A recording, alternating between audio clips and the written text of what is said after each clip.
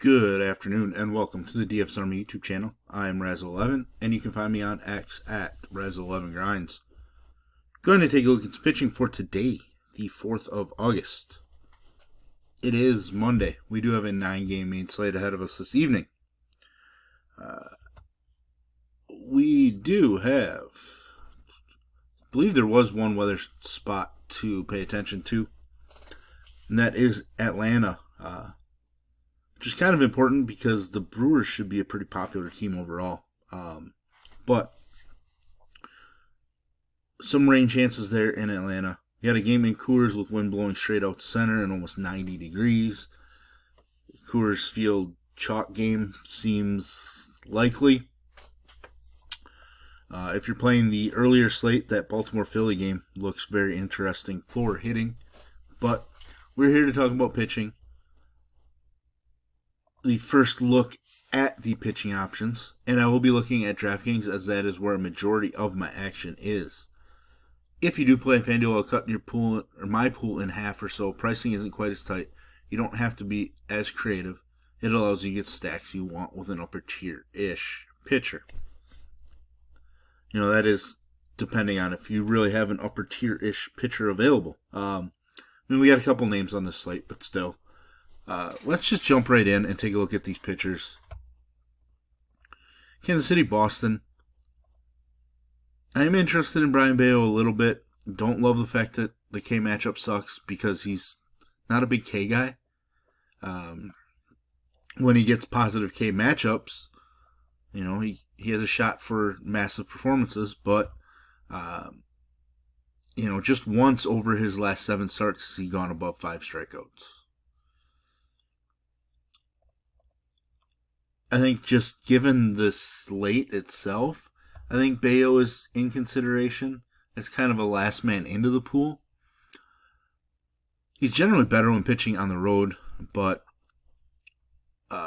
his home runs allowed rate at home is pretty minuscule, which is pretty awesome to see.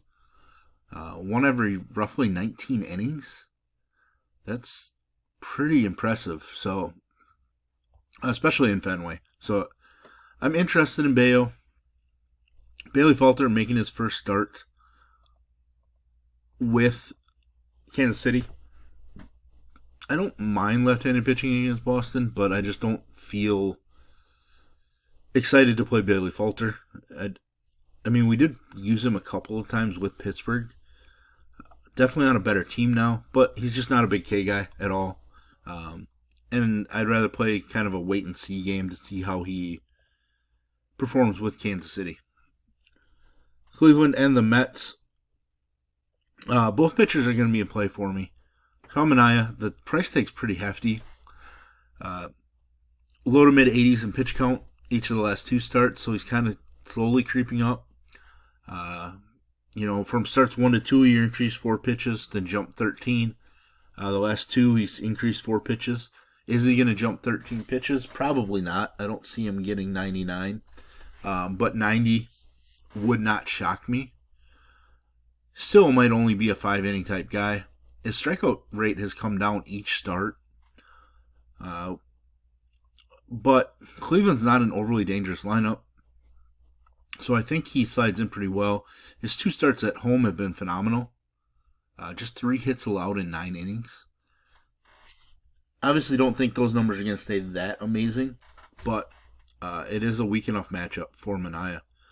On the other side, Ciccone, somebody that has a bunch of upside, but he's got a super low floor. Just 7 strikeouts over his last 3 starts. That was after he struck out 9 against Houston. He hasn't been overly sharp of late either, so that's something to worry about. I do have interest in him. He has been at his best when on the road with Cleveland, where he's pitching this evening. But I think he's just more of a sprinkle-in type play. It's not somebody I want to rely a ton on. But there is an outside shot where he puts up a strong enough performance on this particular slate. Milwaukee, Atlanta. Weather, big issue. Quinn Priester, somebody that I'm going to consider. Dominated Atlanta the first time he faced them. Hasn't been as sharp on the road, I should say. Obviously something to pay attention to. but that Atlanta offense has been pretty weak. They didn't really trade away any pieces or anything, but Acuna going on the IL definitely makes that lineup weaker. Right now I am a little worried about the weather, so Priester might not make it, but if we get some clearing in the weather, I think Priester's somebody that's in consideration. He's probably a better play than Ciccone is at this point. Cincinnati and the Cubs. I forgot to look at the wind potential in Chicago. See, it's blowing in. So definitely interesting. Lodolo, I like the upside. It's a dangerous lineup. Just 3 runs allowed in 2 starts against the Cubs this season. Strikeout per inning. Overall, he's been pretty solid against the Cubs. Plenty of upside. I think I'm interested in Lodolo.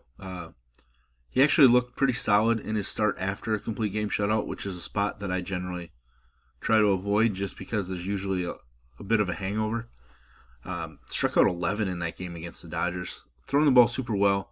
Somebody that I'm relying a ton on this week, the final week of DK full season best ball for round 1.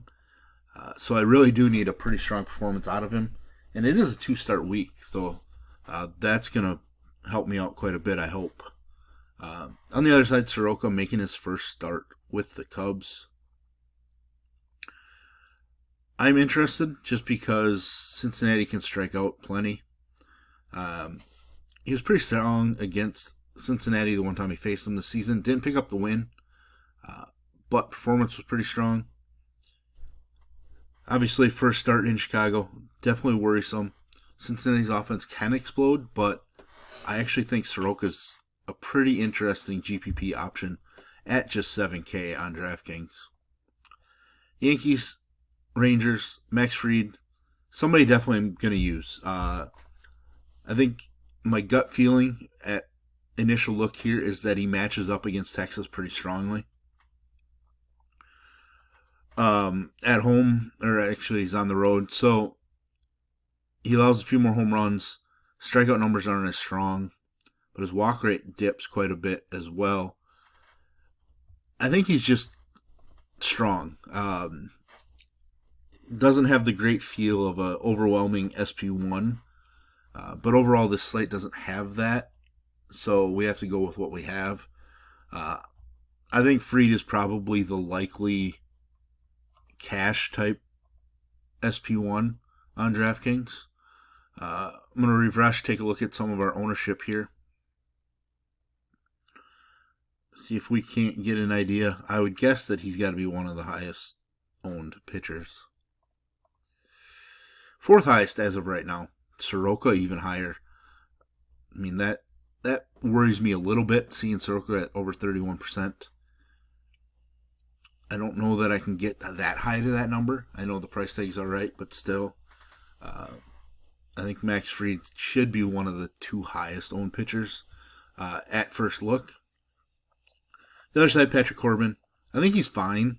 The Yankees lineup isn't all that crazy, without Judge. He did struggle the first time he faced him. He has been better at home where he's pitching tonight. He just feels like somebody that's all right to use, not really a priority in any way. He has just 1 start over 22 fantasy points basically on the season, so kind of feels like a last man in if I want to round out my pitcher pool, but I don't think I have an issue passing on him, which feels weird. But he also could be somebody that ends up in the pool if we feel like Quinn Priester isn't really viable because of the weather or whatever it might be.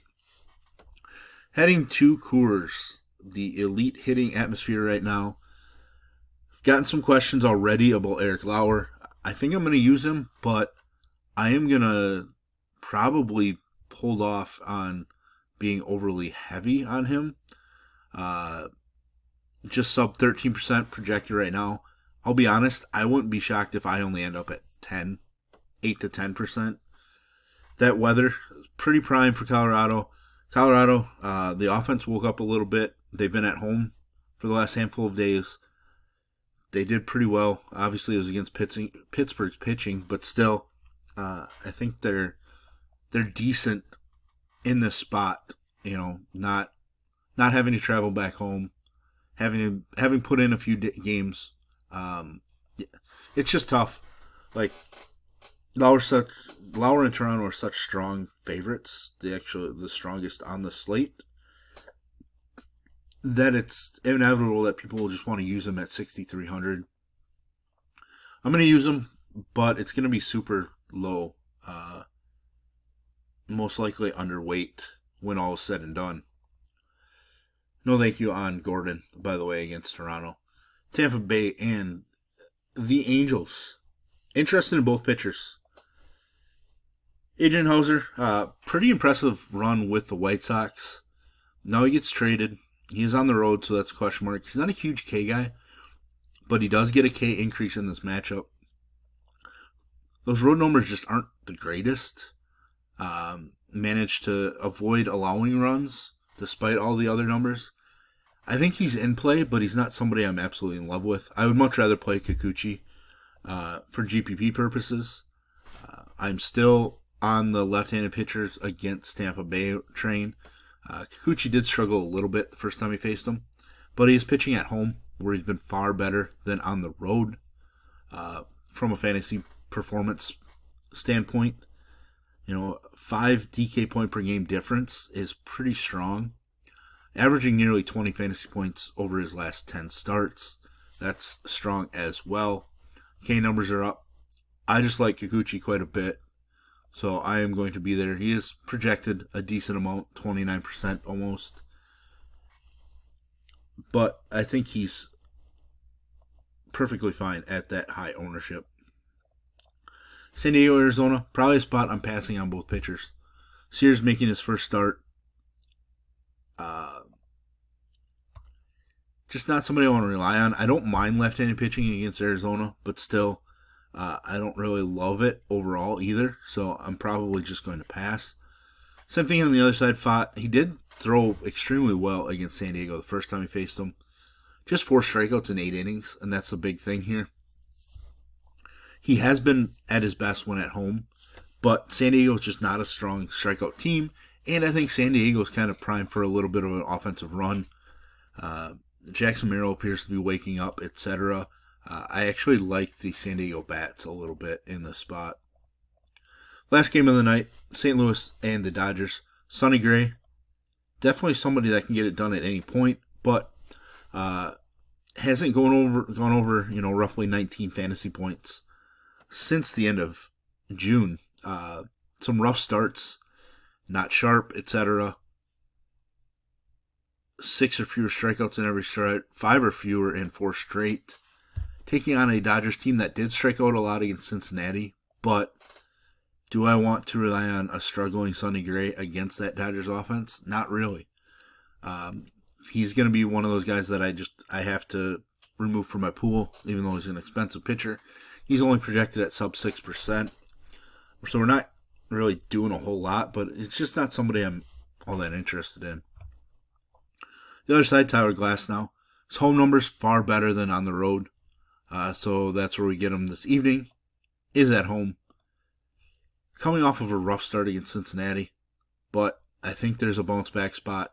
He is a super volatile guy. So 9.8K for his volatility is a bit worrisome. And the fact that St. Louis doesn't strike out all that much. Obviously another worry. So seeing him as the chalkiest pitcher. Again, a worry for me. I think I prefer Max Fried slightly to Glasnow as far as a floor-ceiling combination. I think Glasnow has a much greater ceiling, but is super volatile. And on an efficiency site like DraftKings, I think I would prefer Fried. But there we have it. There's our first look at pitching. If you enjoy what I bring to you, please hit the like button, hit the subscribe button, turn the notification bell on, get the alert anytime we drop videos here at DFS Army. If you want to join us, get access to our coaches, tools, sheets, Discord, etc. I'll put links in the description below. You can use promo code RAZ, that's R-A-Z, for 10% off monthly. And as always, we do have the merch store available. I will put a link in the description below. You can check out my hoodie over there. And as always, best of luck, everybody.